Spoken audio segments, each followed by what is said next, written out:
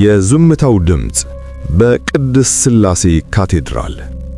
በአዲስ አበባ እምብርት በሚገኘው የታላላቅ ሰዎች ማረፊያ በሆነው መንበረ ጸባዖት ቅድስት ሥላሴ ካቴድራል ዛሬ የተለየ ድባብ ሰፍኗል። አየሩ በሐዘን ጭጋግ ተከልሏል። የሰው ፊት ሁሉ በእንባ ተጥቧል። ለዓመታት በሚሊዮኖች ቤት ሳቆን ሲዘራ የኖረው ነጻነት ወርቅነህ ነፂ ዛሬ ዝምታን ለብሷል። ይህ ዝምታ ግን ከማንኛውም ጩኸት በላይ ይጮሃል። ምዕራፍ 1 ከባህር ማዶ የመጡ የሐዘን እንባዎች። የለቅሶ ሥነ ሥርዓት ሲጀምር አስተዋዋቂው በከባድ ድምፅ እንዲህ አለ። የነፂ ቤተሰቦች ከሩቅ አገር አሜሪካ መጥተዋል። ሰው ልደቱ ብቻ ሳይሆን አሟሟቱም ያምርለታል የሚባለው ለነፂ ይሰራል። በመድረኩ ላይ በጥቁር ልብስ የተሸፈኑና በሐዘን የዛሉ ሴቶች ይታያሉ። አንዷ ሌላኛዋን አክፋ ስቅስቅ ብላ ታለቅሳለች። ይህ መተቃቀፍ የቃላት መግለጫ የሌለው የልብ ስብራት መግለጫ ነው። ነጻነት ለቤተሰቡ ብቻ ሳይሆን ለኢትዮጵያ ሕዝብም ወንድም፣ ልጅና ጓደኛ ነበር። ምዕራፍ 2 የመሐሎን ምስክርነት፣ የአንድ ልጅ የልብ ትርታ። መድረኩን የነጻነት የበኩር ልጅ መሐሎን ነጻነት ወርቅነህ ተረከበ። መሐሎን የሐዘኑን ጽናት ለመቋቋም እየታገለ በለቅሶ የታነቀ ድምፁን ወደ ማይክሮፎኑ አቀረበ። ንግግሩን በእንግሊዘኛ ጀመረ። አባቴ ነጻነት ወርቅነህ እጅግ ደግ ሰው ነበር። My father, ነጻነት ወርቅነህ was a good man. ታማኝ ባል፣ እኔ ልጠይቅ ከምችለው በላይ ደግሞ ምርጥ አባት ነበር። መሐሎን ንግግሩን ለመቀጠል ይቸገራል። ትንፋሹ ይቆራረጣል። በዙሪያው ያሉት ሁሉ አብሮት ያለቅሳሉ። እንዲህ ሲል ቀጠለ። ሁል ጊዜ ለሚወዳቸው ሰዎች እንክብካቤውን ያሳይ ነበር። በዙሪያችን ያለን ሰው ሁሉ ፈገግ እንድንል ያደርጋል። ያለ እሱ የት እንደምሆን አላውቅም።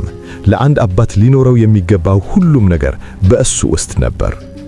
መሐሎን በመጨረሻም አባቱ በገነት ከፈጣሪው ጋር እንደሚሆን ያለውን ተስፋ ገልጾ አሜን በማለት ወደ መቀመጫው ተመለሰ።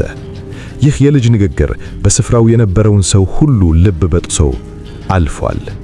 የጥበብ ባልደረቦች ምስክርነት። ከመሐሎን ቀጥሎ አንጋፋው አርቲስት ደረጀ ኃይሌ ኮሜዲያን ወደ መድረክ ወጣ። ደረጀ ቃላት ያጥሩታል። በእንባ የታጠበ አይኑ የነፂን ህልፈት መቀበል አቅቶታል። ነፂ ሙሉ በቁር፣ ነፂ ሙሉ፣ ጊዜ ማጥፋት ነው፣ ምንም ልል አልችልም ሲል በከባድ ሐዘን ተናገረ። ድምፁ እየተንቀጠቀጠ ነጻነት ለኢትዮጵያ ጥበብ የነበረውን ቦታና የእሱን ታታሪነት በምልክት ጭምር ለመግለጽ ሞከረ። ቀጥሎም የኢቢኤስ ቴሌቪዥን ዋና ሥራ አስኪያጅ አቶ ነብዩ ባየ ምስክርነታቸውን ሰጡ። ነጻነት ላለፉት 9 ዓመታት በኢቢኤስ ስቱዲዮዎች ውስጥ የሳቅና የደስታ ምንጭ እንደነበር አስታወሱ። ነጻነት ለኢቢኤስ ሰራተኛ ብቻ አልነበረም። እሱ የፈጠራ ማማ፣ የብዙዎቻችን ወንድም ነበር። በቤተሰብ ጨዋታ ፕሮግራሙ በየቤታችን ገብቶ ደስታን ያካፍለን የነበረ የጥበብ ሰው ነው ሲሉ ገለጹት። አቶ ነብዩ አክለውም ነጻነት ምንም እንኳን በምድር ላይ የቆየው 43 ዓመታት ብቻ ቢሆኑም የሰራቸው ሥራዎች ግን ለብዙ ዘመናት እንደሚሸጋገሩ ተናገሩ። ምዕራፍ 4 የአስናቀ ገብረ ጩኸት፣ የ29 ዓመታት ወዳጅነት። በለቅሶ ሥነ ሥርዓት ላይ እጅግ ልብ የሚነካው ክፍል የአርቲስት አስናቀ ገብረ ንግግር ነበር። አስናቀ መድረኩ ላይ ሲቆም ሰውነቱ ይንቀጠቀጥ ነበር። የሚለብሰውን ጥቁር ቲሸርት ገልጦ በላዩ ላይ የታተመውን የነፂን ምስል እያሳየ እንዲህ ሲል ወትወተ።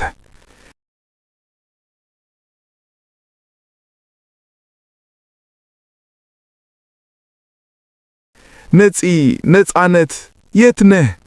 ውይ በዚህ ሰዓት አብረን ነበር። ነፂ፣ አስንቆ የት ነህ?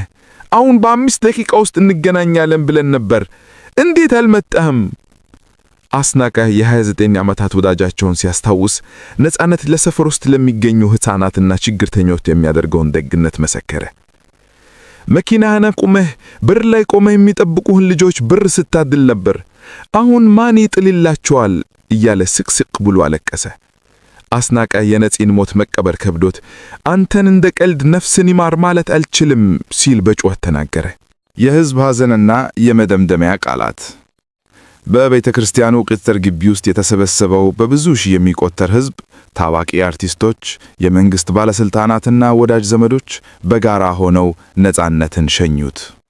የነጻነት ሥራዎች ሳቅን መፍጠር፣ ቤተሰብን ማቀራረብና ደግነት ነበሩ። አስተዋቂው በመጨረሻም እንዲህ አለ፣ ሞት በልጅ ድል ይነሳል ሲባል በነጻነት ታይቷል። ነጻነት ዘሩን ተክቷል። ሥራው በልባችን ይኖራል። ነጻነት ወርቅነህ ዛሬ በአካል ቢለየን ያ ያላባራ ፈገግታው፣ ያ ጨዋነቱና የጥበብ ችሎታው በኢትዮጵያውያን ልብ ውስጥ ለዘላለም ተቀርጾ ይኖራል። መሐሎን እንዳለው አባቱ ደግ ሰው ነበር።